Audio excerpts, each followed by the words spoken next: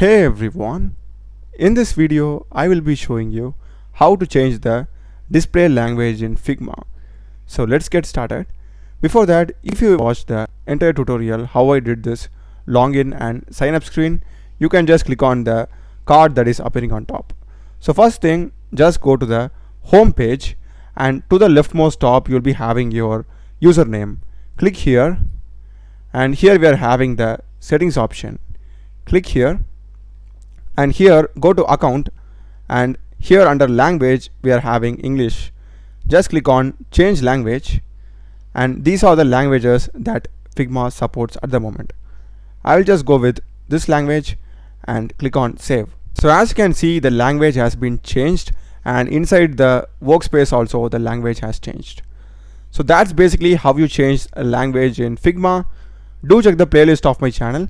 I run a lot of videos in Figma as well as AI tools and programming. Subscribe me. Thanks for watching.